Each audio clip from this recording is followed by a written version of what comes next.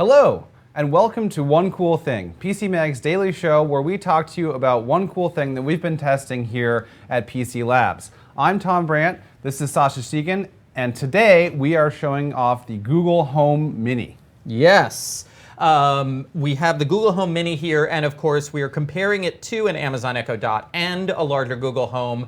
Social Pete is over on the con, taking your comments and questions and things to ask the voice assistants. Let's make this interactive. If you have something that you would like us to ask Google or Amazon, we will ask, and you can see how the differences come out. This could be a lot of fun, and I guess I should make this announcement again in 5 minutes because everybody joins 5 minutes late. Indeed, we should. We can have a little bit of friendly competition here to see whether Alexa or Google can answer our questions. Yeah, absolutely. So the Google Home Mini, as you can see here, is a small orb. And it's kind of a squashed orb. It's more of a blob. Okay. You know what? It actually looked like a macaroon to me the first time that I saw a picture of it. Macaron, yeah. Macaron, yeah. You know, the French pastries. Not a macaroon, which is the kind of Jewish one, which is like a coconut thing. Yeah. No, a macaron. Yeah, macaron. But so, it comes in this very nice red, but also a kind of off-white and a dark gray. It's $49, just like the Echo Dot. And there is really not much going on physically. It plugs into the wall. There's no battery. Pretty much the only physical thing on it is a microphone off switch, so you can turn off the mic when you need to. There are these 4 lights on the top, which show when it's active and also give you some indication of the volume. Mm-hmm. You tap on the sides to change the volume. Now, how many volume settings are there? It looks like there's only 4 volume settings? No, there's 10. Oh, there's 10, okay. It's just, it doesn't light up a light every time you hit the tapper.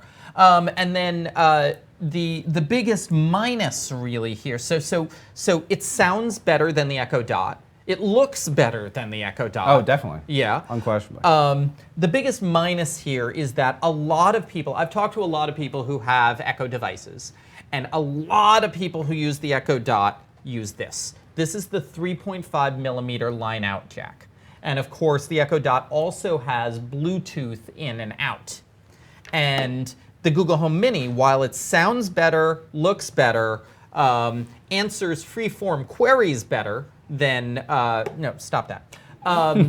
It doesn't play as well with other devices. It doesn't have a line out. Right. And if you want it to control a better speaker, that speaker has to be Chromecast compatible or have a Chromecast attached to it. And that's actually that's actually totally Wi-Fi. It's not, there's no Bluetooth or anything like that. If you're sending audio from here to a Chromecast speaker, that's over your Wi-Fi network versus Bluetooth. Well, you can, yes, and but you can broadcast. You can cast music from your phone to this using the Google Home app on your phone. So you can go. So like if you want it to play something that's local to your phone, you can do that using the Google Home app. But it doesn't have that general purpose line out that a lot of people love from the Echoes. Looks like we've got a question.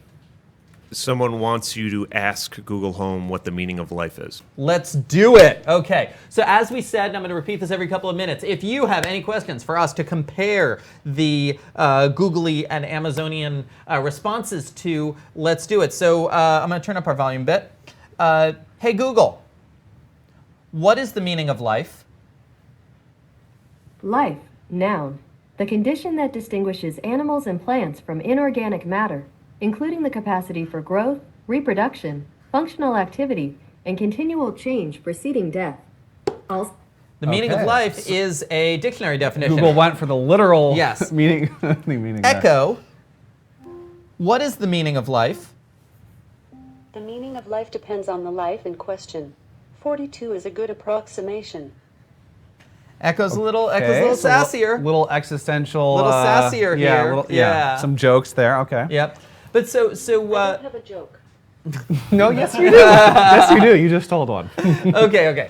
So one of the things. So I've found that the big differences in terms of the voice assistant functionality here. Well, let me play some music. Okay. Just so that you can hear how music sounds better on the Google Home. Okay. And we're talking about the Google Home Mini. We've actually got the Google Home here muted, the big Google Home. So the big Google Home is not responding. Yeah, I mean, we can play it on all three, and you can see how it sounds even better on the big Google Home. Right. But let's see here. Okay, Google. Play the song Clearest Blue by Churches. Sure, Clearest Blue by Churches. Here it is on Google Play Music.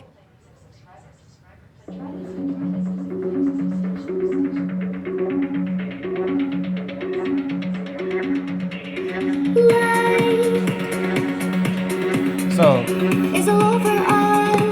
certainly full volume. It's a little.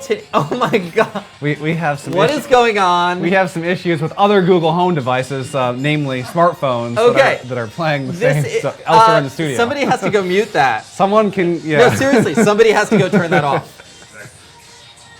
This is one of the problems that you probably will not have at home. Well, no, you might have it. You might have this problem. This is a difference between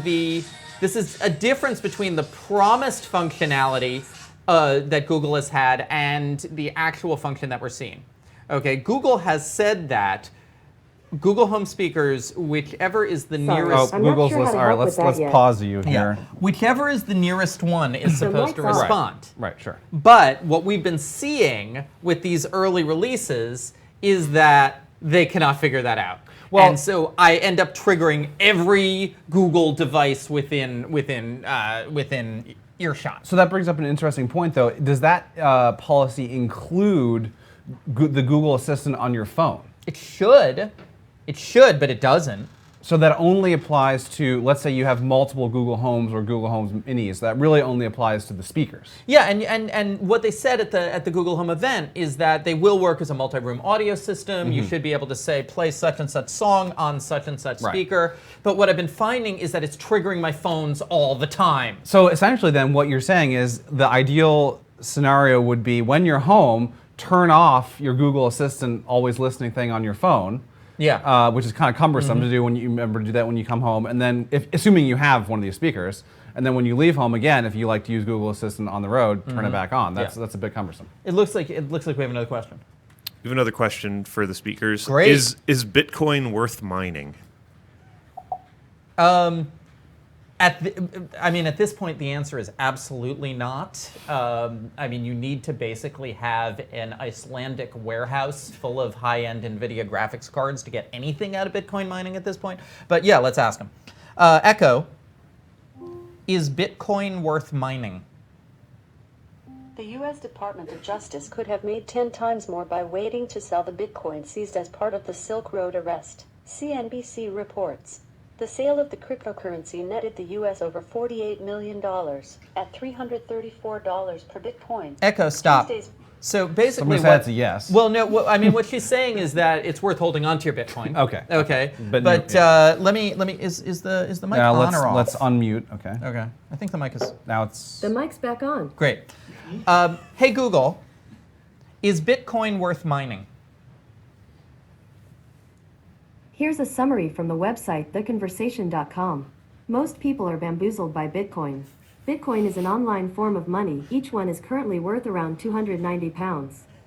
So, when you read cryptocurrency, think digital gold. So if you're watching the Pounds show in of the what? UK, you got more Yeah. information than we did here in the US. 290 pounds of horse dung is basically what one Bitcoin is worth at this point. And yeah. it's interesting though that it took us to a news site versus well, actually they were both news sites, CNBC and The Information. Yeah, yeah. Well, no, this was The Conversation. Oh, The Conversation. Which I don't even know what that site is. Looks All like we right, have let's ask another some more question stuff. for us, for them. So it's just picking the first Google search result then? Yeah, it's picking what it thinks is the best Google search result. Like, it's not necessarily picking the first Google search result in situations where the first Google search result is not something that is readed out by voice friendly. Like, relatively often, you'll get the first Google search result for something to be a PDF or, some site with an infographic or something like that. It's definitely going a level below that to say it's the first result that Google can summarize accurately in a paragraph. Right. Yeah, yeah. Now, Google Assistant, Google Assistant works slightly differently. Now it's going to tell me how it differently works. So let's pause that. The mic's off. What I'm asking is, so with Alexa, you've got skills which you can activate by saying, okay, Alexa, ask a certain skill what you want to know. How does that work with the Google Assistant? So with Google, these are called conversation actions. And there are currently a couple of hundred of them as opposed to many thousands of them with Alexa. And this is another one of the minuses for the Google platform. They are relatively natural. Basically, you just see that more queries are able to be handled. And you can do it's most frequently used with smart home. Right. And they support almost all the smart home brands right now. The two that were jumping out at me that they still don't support are Ecobee and I believe Yellox. But so you can just tell Google to like turn down the temperature versus Alexa, you have to say, Alexa, ask. So where Alexa has a big plus and a minus here is that Alexa has a lot more partners. Like I can order a Lyft from Alexa, or I can buy movie tickets from Fandango through Alexa. Right. I can't do either of those through the Google Home, but I have to word my query very, very carefully. I have to say, ask Fandango, yada yada, and then step through Fandango's particular conversation tree. Whereas if I want movie times from Google, I just ask it for movie times, it gives me the movie times. Right. In a shorter conversation loop, but I can't buy the tickets. So we want to give you samples, so please ask us what we should say, and we'll looks like we got some more questions. Good question. Can Google Home control Chromecast devices? Yes. Google Home, that's one of the big pluses of Google Home, that it controls every Chromecast in your home, whether it be Chromecast audio or Chromecast video. And so you can say, play such and such movie on Netflix on such and such Chromecast, and it casts that to that. Right, but now Alexa can control the Fire TV. Fire TV. So they're pretty much on par there. Okay. Yeah. The one that's left out at this point is when those Cortana speakers happen, and they're coming. It's from Microsoft. Right, from Microsoft. Microsoft doesn't have any home entertainment control, as far as I know. Looks like we have another question. Overall, who has the best voice assistant system now of the tech giants doing this? We still believe so. Alexa can be a little annoying to converse with, but she has the most partners and is the most flexible. And so we have found that Google is better at natural language, but if you master Alexa's skill set, and Alexa has a higher learning curve, then you can do a lot more with Alexa right now. And Alexa, Amazon does have an online directory of third-party skills that you can walk through, so you can learn the phrasings, whereas it is a lot harder to discover the Google skills. So it's an interesting sort of frustrating situation where Google's assistant is more human, but Amazon's so much more powerful. Right. And the main problem that I have with that is that, I really like to get all the information that I can. And it feels like I have to do more work to get the information from Alexa, even though the potential is greater. Yeah. From a voice assistant, I really just want to know, is there anything on my calendar? What's the weather going to be today? And for that, it seems like Google. Now let me tell you about that calendar thing. That is one of the other great missing pieces here, because the Google Assistant. So if you have a Gmail account, it can access your calendar. But if you have a G Suite account, which is Gmail for businesses or for private domains, it can't. The Google Home Mini cannot. Right. Google Home cannot, but Alexa can. And Alexa can access other third-party calendar systems that Google Home cannot. Now, has Google given you any answer for thing. that? Or it seems like they're probably going to... They keep pushing me off. I've been asking them about G Suite for months, because we use G Suite here at PC Mag. And I would love Google Home to be able to read my PC Mag calendar, which is in Google. Yeah, it's all. But they cannot read the calendars in their own service. What? Okay. So we want you to ask us questions that we can then ask our different home devices here. So please, what have we got? All right. Can you ask Google Home, what are the odds of a nuclear incident in 2018? Okay. 2018. Yeah. All right. Very optimistic. The mic's back on. Thanks. Hey Google, what are the odds of a nuclear incident in 2018? Sorry, I don't understand. Yeah, that's. I guess that's just too. Hey Google, what's the chance of nuclear war? I don't understand. Yeah, so it's looking for like chance. It's trying to associate that with a search term or something. Hey Google, would you like to play global thermonuclear war? I don't see any Chromecasts or cast-enabled TVs linked to your account. You can add devices in the Google Home app. Now the real So question is if it would try to play the movie War Games on our TV. Well, it's willing to. It clearly wants to. Yeah, All right. It's Alexa's turn now. Echo, what's the chance of nuclear war next year? Echo, what's the chance of nuclear war next year? Sorry, I'm not sure.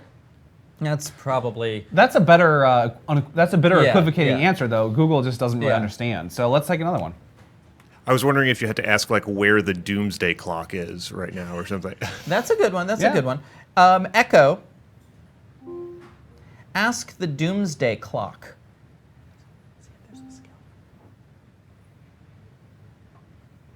What time is it?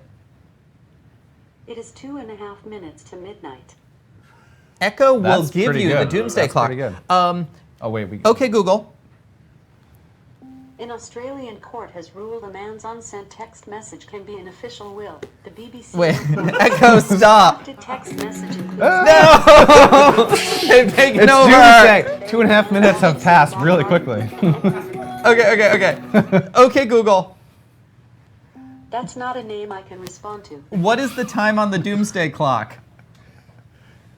Sorry, I'm not On sure. the website Let me- WashingtonPost.com, they say, the doomsday clock just advanced. Thanks to Trump, it's now just 2.5 minutes to midnight. Okay, so we eventually got the same. You got the same result. What's result. interesting is that this used a specific doomsday clock skill. Right. And then this one extracted information from a Washington Post article. Right. Okay, let's do another one. Which Star Trek captain is the best? You see, okay, so the best things, like judgment calls, are things that these assistants are very bad at. Okay? Like, let's go for something more factual. Okay? What is Star Trek's Or name? no, here. Watch. How about this? Here's a factual one. Let's see if we can figure it out. Okay, Google. Which Star Trek captain appeared in the most episodes? Episodes of Star Trek, the original series include Turnabout Intruder, All Our Yesterdays, and 59 others. So this just gives us the name of a couple of Star Trek episodes. Let's see Yeah. what Echo does. Echo, which Star Trek captain appeared in the most episodes? Sorry, I don't know that one. Okay, so clear win for Google there. But let's see if there's a Star Trek skill. Echo, ask Star Trek facts. Which captain? Here's your fact. The wall around the Milky Way's core is 15,000 light years in diameter. That's just giving That's us. great. So this is an interesting thing with Alexa, though. It depends on the developer who's writing the skill, Yes. what the interactions are. So Yes. some skills with Alexa, you can really only say, I don't want to say it, but because it'll trigger it. It won't actually let you interact. Right. basically. Let's do another one. We actually have a question about the products in general. Okay. If I was blind, which device would be better at finding and reading recipes to me? So, the Echo's stop. Here, there we go. Yeah. The Echo's all recipes skill is very well structured. And so, and they have specific skills from different recipe providers so that you can pick your recipe provider and walk step by step through recipes from that provider. You can absolutely ask Google Home for recipes. Yeah. And, oh, now we got some music. And it'll step you really nicely through those recipes. But the problem I've been having with Google Home is that you can't guarantee what the recipe provider will be for any given recipe. Yeah. It's kind of a potluck. And so relatively recently, like I got all recipes for one recipe, but I asked for another thing and it gave me some website I never heard of and I didn't know whether to rely on it. I actually will say I have cooked a wet recipe with using Google Home, using Google Assistant. And because they actually made a big deal of announcing this new feature where you can pause the recipe and move to the next step. And I got very frustrated and ended up just reading it on my phone because it wasn't really perfect. But I would say, like, that's one situation where the precision, the annoying precision of the Alexa interface is a plus because it lets you say, I want this particular recipe provider. Right. You know. Let's take another one. Yeah. Is a parsec a measurement of time or a measurement of distance? Well, I He's mean, asked what is a parsec? yeah. Echo, what is a parsec? The parsec is a unit of length used to measure large distances to astronomical objects outside the solar system. Hey Google, what is a parsec? Parsec, a unit of distance used in astronomy, equal to about 3.26 light years, 3.086 times 1013 kilometers. One Guys. parsec corresponds to the distance at which the mean radius of the Earth. So you're going for specificity with the with Yeah, Google on yeah. that one. Well, before we take another question though, we do have to talk about kind of this overarching thing when you buy one of these things. What are the privacy implications of having something listening to you all day long? Funny you would ask. So it turns out there was a bug in some of the early released units of the home mini speakers. This was not in ours, because I think we got ours a little bit later than some of the people who saw this bug. Home Mini was just released last week. or 2 weeks ago. Yeah. But there was a bug in some of the early units where it was actually recording everything that was said in your house and sending it all to Google. And the speaker, so the manufacturers say that they throw away all voice data unless the trigger word is said. So the speakers are listening all the time. But the idea is that they don't keep or transmit any data unless it's prefixed by the voice phrase. But as we saw from that whole Google Home Mini bug scenario, sometimes that's not true. Right, And it so- just comes down to how much do you trust these providers? Yeah. The design basically says that it's only listening for those trigger words, but the capability, it's possible to... It is, yeah, I mean, the thing is, it has to be listening all the time to listen for the trigger words. And so it can, the speakers, as far as we know, cannot be hacked remotely. Okay, so far, they cannot be hacked remotely. But it is definitely possible to program one of these speakers, and we saw this with the Google bug last week, to program one of these speakers to be capturing everything that is said in your and house. transmitting constantly. Yes, yes. Let's do another question about Alexa or the Google Home Mini or Amazon. Someone wanted to know if you could ask it what the circumference of a moose is. Okay. But a moose isn't a circular object. I have yet to see a moose in real life, but I can tell you that they're not round. Yeah, they're not round. But that's an interesting question. Let's see. Echo, what is the circumference of a moose? Sorry, I'm not sure. Echo, how much does a moose weigh? Sorry, I don't know that. Echo. Okay. We gave her Okay. 2 chances. Hey Google, what is the circumference of a moose? Sorry, I'm not sure how to help. Hey Google, how much does a moose weigh? Moose males typically have a weight of 840 to 1,500 pounds.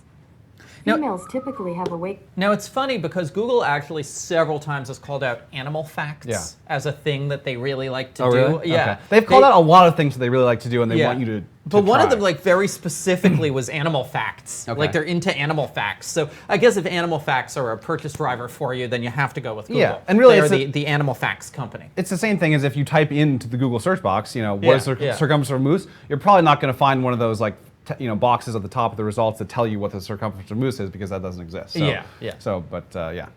Do we have anything else that you'd like us to ask the assistant? Let's take one more.